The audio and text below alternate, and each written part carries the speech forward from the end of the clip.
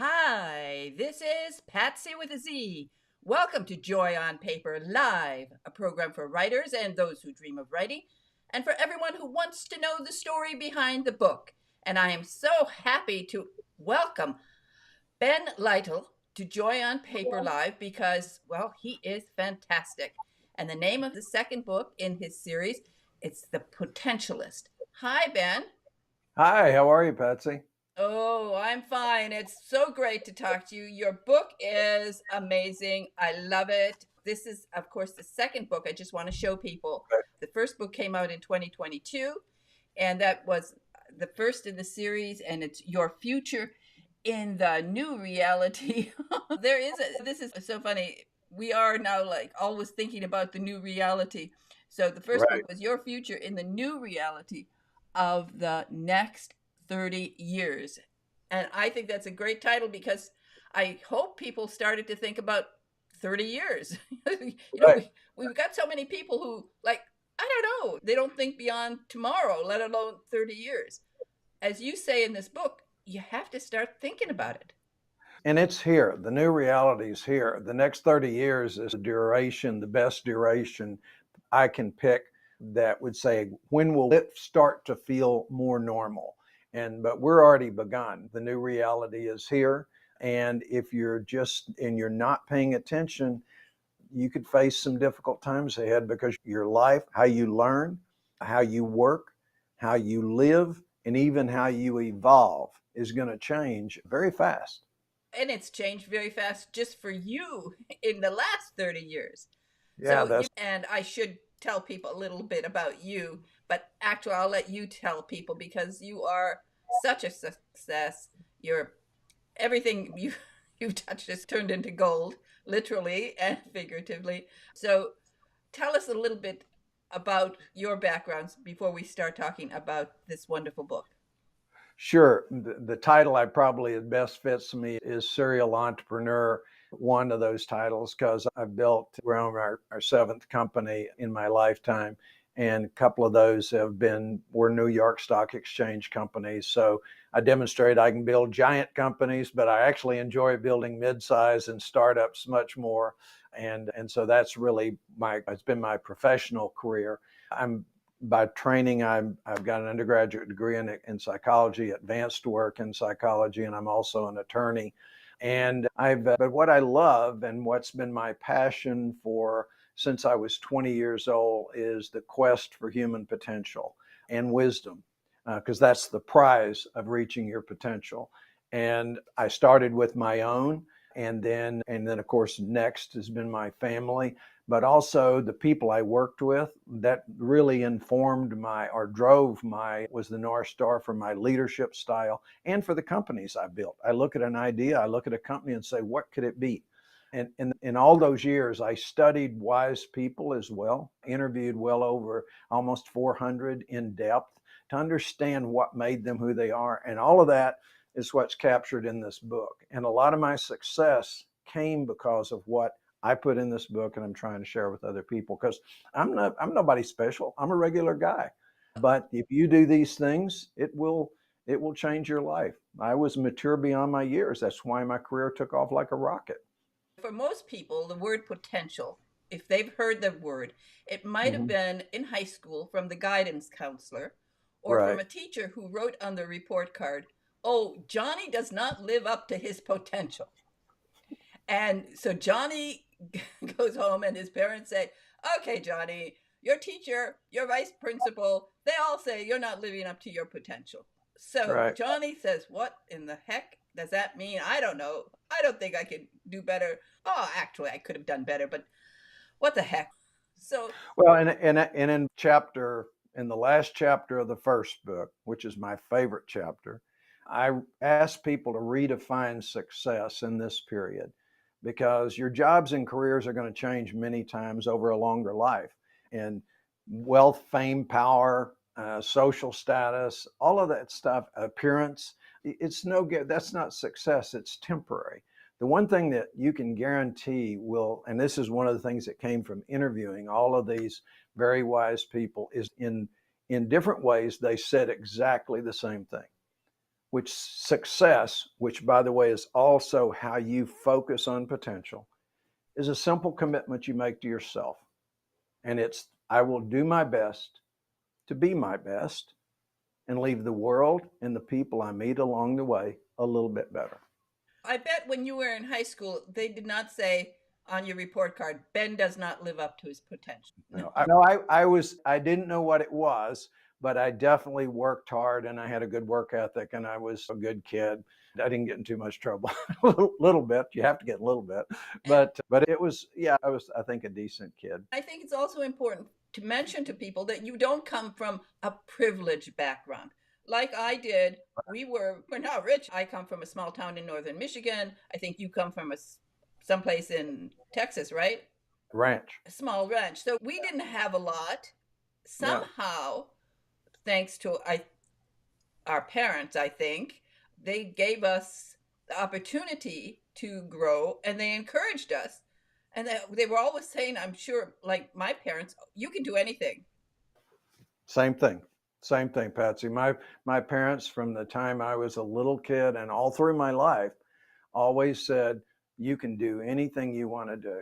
You can be anything you want to be. You're a smart kid. You work hard. You can do this. And that's when people say they're wealthy, or they were surrounded by wealth. What kind of wealth? The wealth I had was the wealth of love, the wealth of encouragement, the wealth of good work ethic, because my folks worked hard for very little at the end of the day. And so both my brother and I were highly motivated to achieve in the world. And then what happened for me was, again, at age 20, a charismatic professor really opened my eyes to all of this literature out there on human potential, and not as a fuzzy thing, as a very specific thing you can pursue. And wisdom, which is, again, the great prize, because the gift of wisdom is good decisions throughout your life. And so that just made a lot of sense to me. Why wouldn't you try to operate at your potential if you can grasp it? It's not actually that hard. It's more of an attitude than anything else. And then why wouldn't you try to become wise so you can make the best decisions and live well? Because that's what the definition of wisdom is. It's the art of living. So it brings us now to your book. You're the world's greatest guidance counselor. You're going to help everybody live up to their potential. Right. And so you talk here about wisdom. Yeah, it's essentially it's, first of all, people have a misunderstanding about wisdom and our potential and this kind of development. First of all, it's not as hard as you think it is. It's simply not. And that's what I tried to do in this book, was write a layman's guide to why it's not hard. Why isn't it hard? Because a lot of the things we need to do to become wise and live well, make better decisions, reach our potential, we already do. We just don't do it we don't do it for the purpose that to grow. And a good example is intention. You think, why would intention be important? Think about how many things go wrong in life because people don't trust your intentions. A lot. And we know what to do. Let's say we're going to have a serious conversation with a spouse, a peer, a friend. We prepare and we'll say to them, now, here's what I really want to accomplish with you today. So we declare our intention and we're very clear about it. But then think about how often we don't do that. And we just assume people are going to know what our good intention is. You can learn, and you learn it very fast, in a split second, how to think about what my intention is and in a polite way, disclose it. And guess what?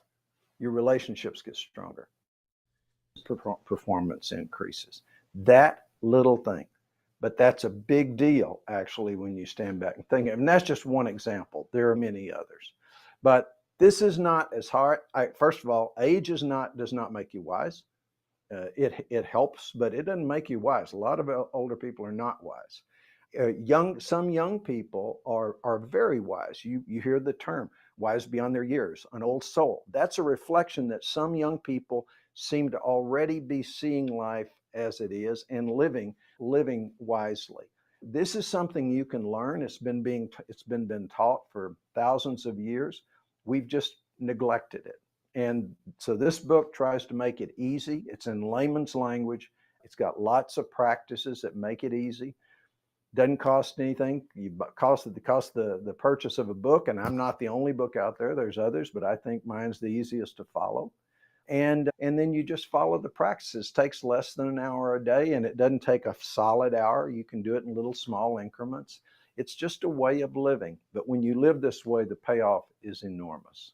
You have, you mentioned in your book, becoming wise in this time of foolishness, because Right. there's a lot of foolishness going on in the world. Yeah, it's sad, but for example, extreme advocacy. You see that today. We have these extremes going on. Now, if you understand, and I teach in the book, the law of polarity, you understand that this is a normal cycle that societies go through. They get divided and then somehow they find a way back together, hopefully without too much pain and suffering. But the people on those edges, those extremes, are not wise. They can't be, because wisdom is a function of taking two opposites, appreciating both arguments, and then finding a middle ground. That's what wisdom is. And one of the characteristics of wisdom. And our entire legal system, our governmental system, everything's built on that. And when we see people acting unwisely, we intuitively know it in our gut. And you say, why do they chase these extremes? Because they're chasing an illusion of certainty, an illusion that if we do this, everything is going to be right. It's not. It can't be if you're chasing an extreme. Now, of course, you're talking the 30 years from 30 years from now, and you Right. talk in your books a lot about technology and the changes in technology. Of course, you Mm-hmm. started in the IT business when you were young, Right. so you really understand it. You're a person who's Right. lived it, developed it. You've you've changed the world and healthcare in many ways because you understood it.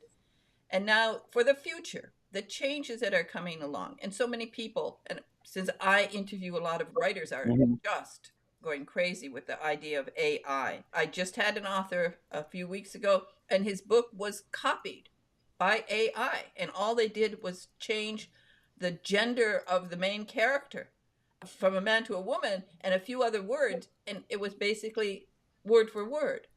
So the future of technology come into how we can get wiser. First of all, I'm going to create a wisdom portal, and you'll be able to learn my book through and basically have me teach you one-on-one through an avatar of me, because I can't be everywhere. But I want to move away just a moment to talking about technology for a moment, because people have just got this, unfortunately, very wrong, I think, or not wrong. I'd say they're looking at half of the issue. We're in a declining population. First time in history, population is declining. It's declining pretty fast in every developed country.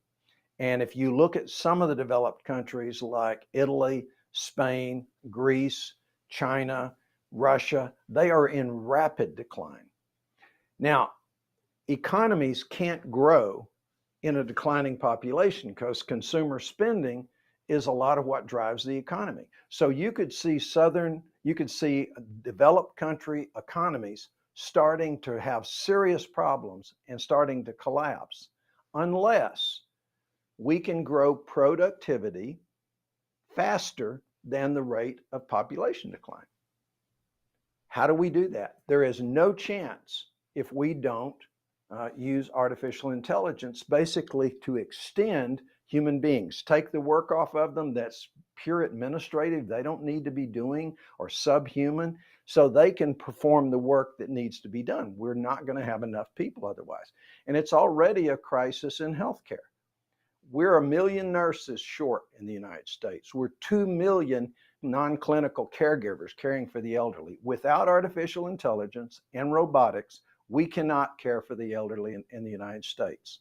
And already you probably started to experience difficulty scheduling specialists. So This is not, without this technology, we're going to have serious problems. So stop looking at it as it's the boogeyman and look at it that it is, in many ways, it's the cavalry. It's something that's going to help us get through this change force of a declining population and an aging population. So that's just one example. But I will tell you that also, everybody, if you look back through history, every major innovation people thought was the end of the world.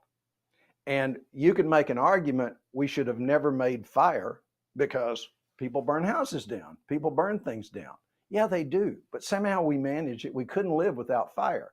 The same thing is here. You have to say, okay, yeah, we know bad people will use any kind of new technology wrong, but we have to move faster than them. That means we have to be knowledgeable of that technology and know how to protect ourselves. So your author, if he would have known how to protect himself, he wouldn't have had the problem.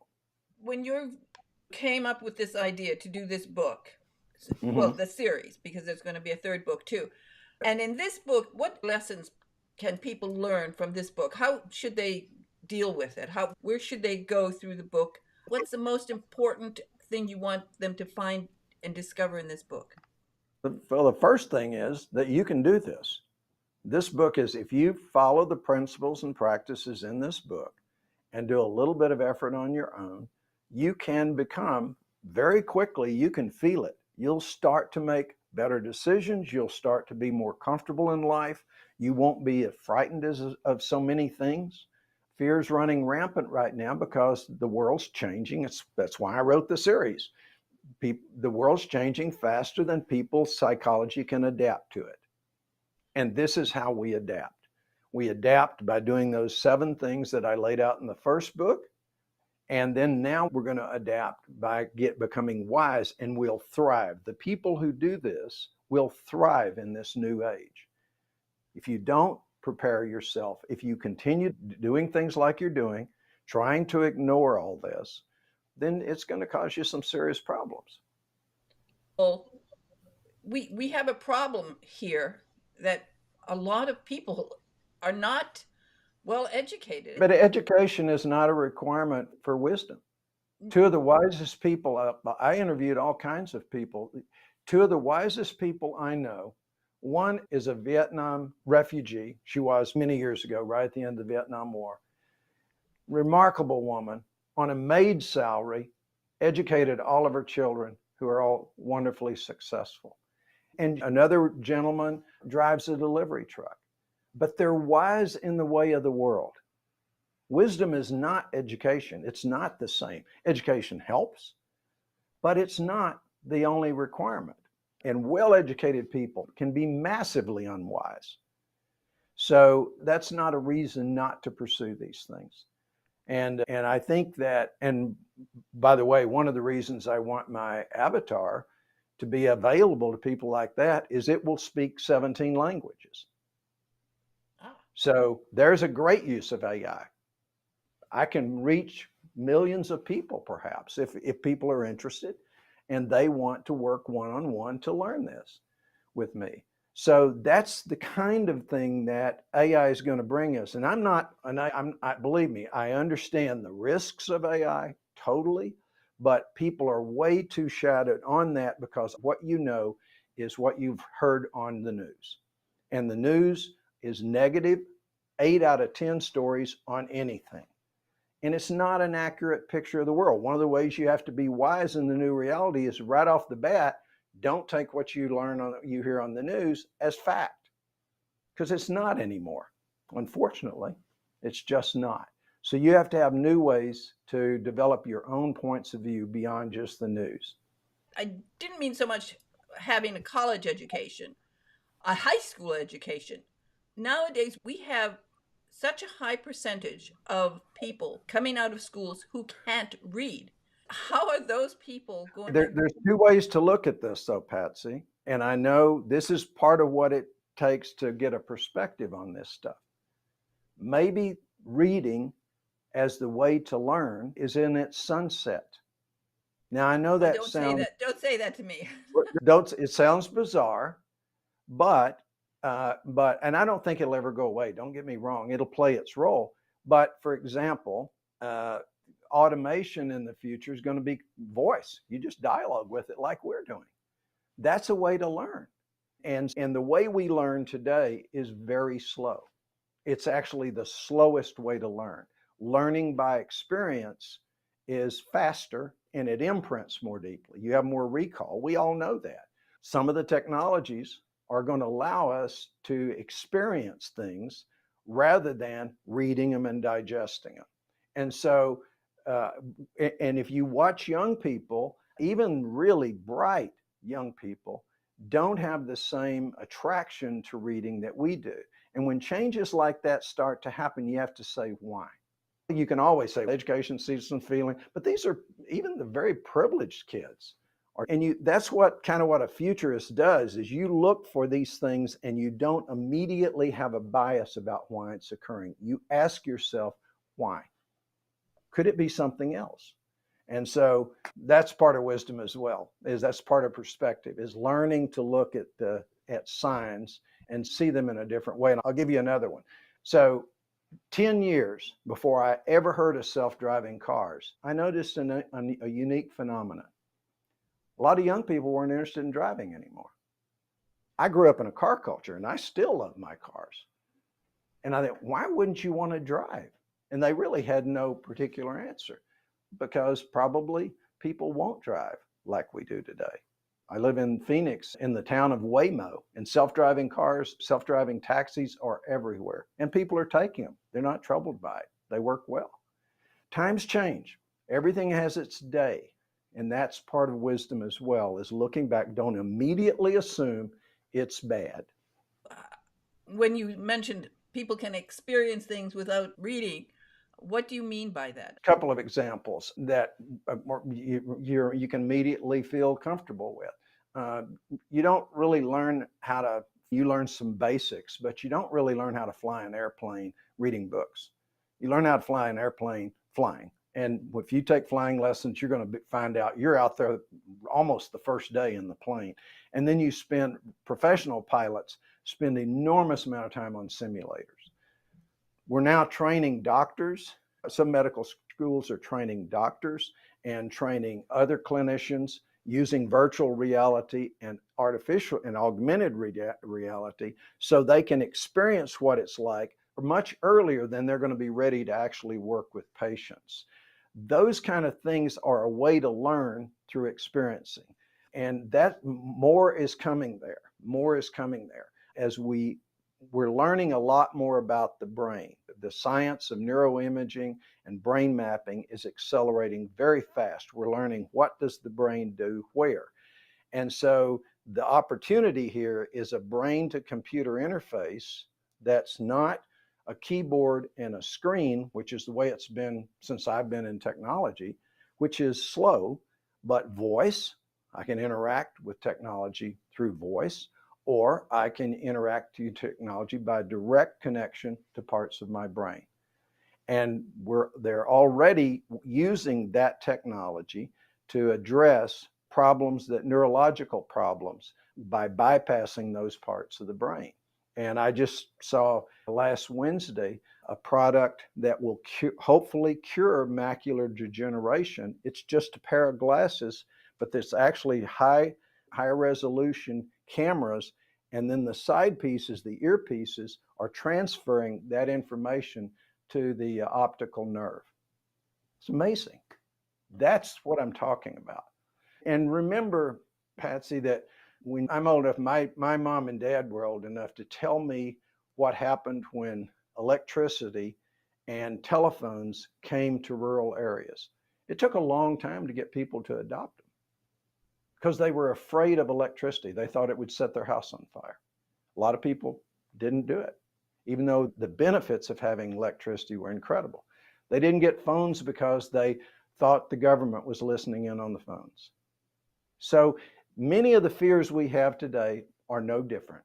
It's a fear of change. That's all it is. And that's where you have to be wiser and look at, okay, where's the benefits? Why is this technology occurring now? And what are the benefits going to be, as well as the things we have to guard against? One of the things that you discuss in your book is It's an unavoidable. There's questions when you're studying wisdom. The classical philosophers, classical people who developed the concepts of how you teach wisdom, called them existential questions. A lot of people don't know what that means. I call them unavoidable questions, meaning if I don't answer it, I answered it. And they're very important because they ground us. So, three of the ones that I address in the book: does my life and how I live it matter? Do I matter? Boy, if you don't, you have to have a very clear answer on that, or it's going to cause you to make very different decisions based on how you answer it. Another one is the human race being evolved to extinction or to abundance? History would argue to abundance. We live better than people ever lived in the past by so much, and yet we don't appreciate it. So part of that's because we haven't answered that question for ourselves. And the third one, the one you mentioned, are people getting better or worse? Where's your evidence? I would argue they are much better. We have to remember only 120, 130 years ago, it was common, but public executions were common and people brought children. It was like a party. We would never do that. In World War II, we cheered when we carpet bombed, and so did the other sides, cheered when carpet bombed civilian areas. Today, we wouldn't even think about doing that. So these are, we're not at war. We have war. We will continue to have war as long as there's bad actors in the world, but it's not like it used to be. If you went back a couple of hundred years, it was most of your 19-year-olds, your 18-year-olds were going to die in war. That hasn't happened.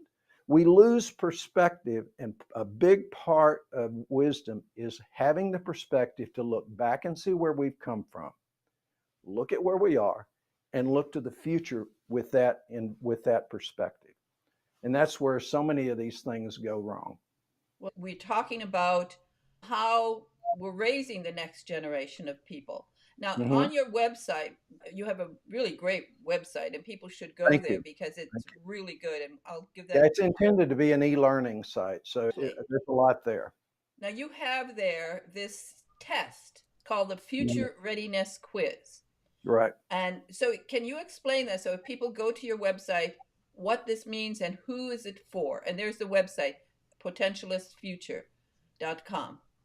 Explain this quiz and why you created it. Yeah, what I'm really asking parents to do and to consider, because that's all I can be to anyone as an advisor. I'm not the potentialist, I'm a potentialist. So I'm trying to encourage more people to look at life a little different and become wiser. One of the things parents can do is, first of all, take this very seriously for themselves, that the world is changing and I have to prepare. I have to get ready for it. I have to adapt. I have no choice because it's going to change no matter what. But then also, very important is to take the responsibility to get their children ready, to not let their children be corrupted by all of this negative thought around, to give them another point of view. And so part of that is a readiness, is helping your children to understand that everyone has a creative core. Everyone, if people tell you you're not creative, they don't understand what creativity is. You just haven't found the thing that works for you yet.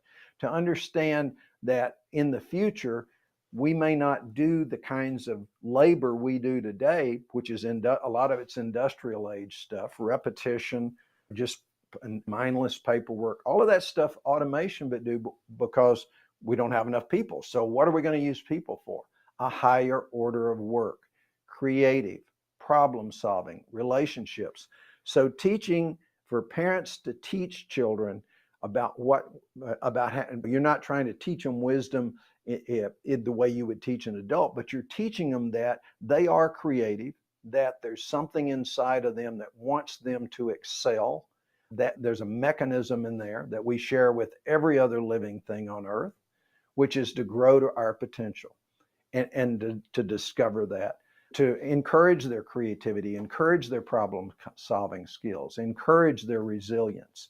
That's the kind of things that are in this future readiness quiz. But parenting has got to be very serious. We've got fewer kids.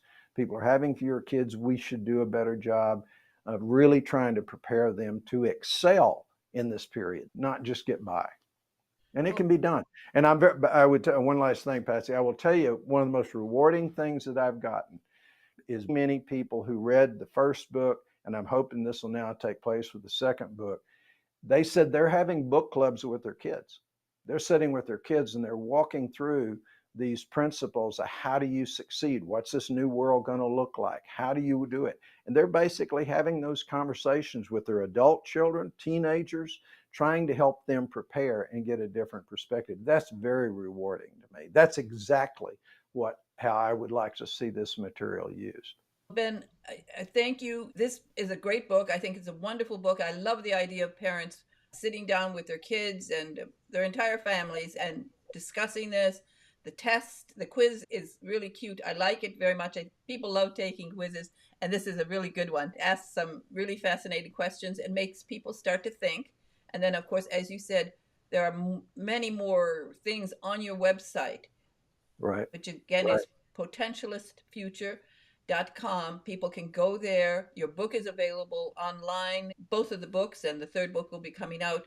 But Ben Lytle, you are an inspiration. You have done so much in your life, done so much good, and your enthusiasm for creating a program where a system where people can perhaps learn and gain this wisdom that we need for the future, because it I know for me and for you and I are probably the kind of people who wake up every morning and we're just so happy to be up and around and that we can do things, because Right. a lot of that was instilled by our parents who got up and they worked hard and with the idea that we would do better and do more and give back to the world.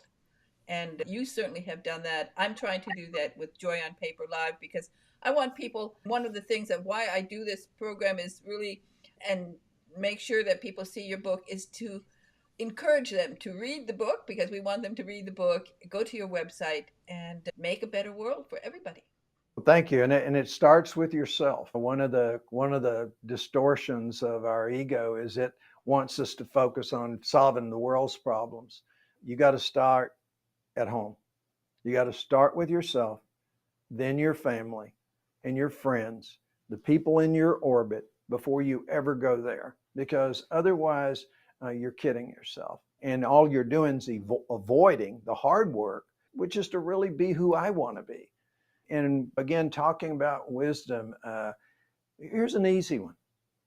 Wake up every morning and really take a moment and be thankful.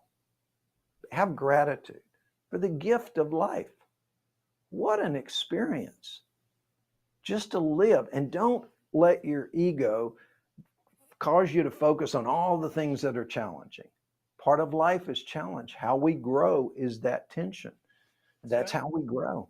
You find that And yeah, if you watch, I love this image of a tree. I live in the desert, and it's not the only place it happens, but you see a lot of places here where you'll see a tree growing through a rock.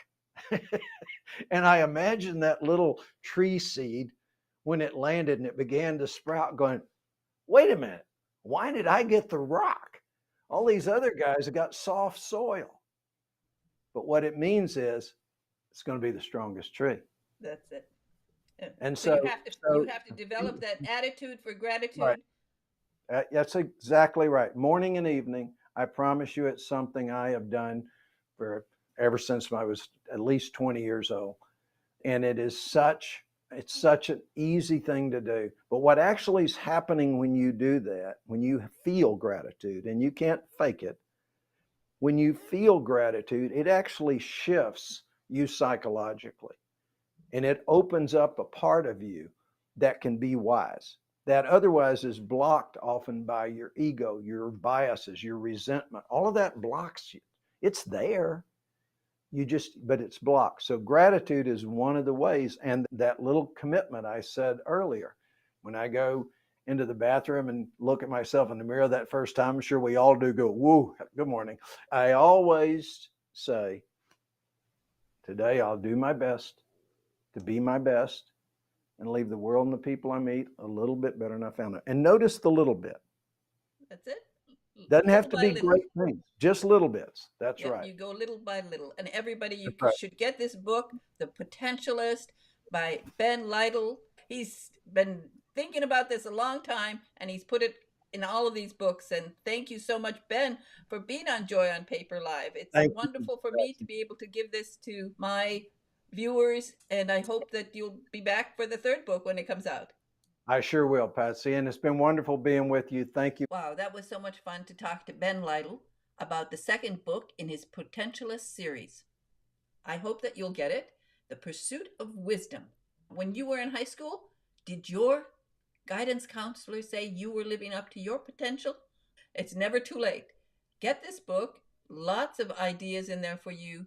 Ben Lytle gives you ideas for making the world a better place, and that's what we all need to do.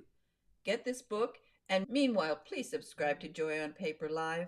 I really need subscribers, and make comments because authors really appreciate comments. Please just push that button. It takes a minute. Thank you. Bye.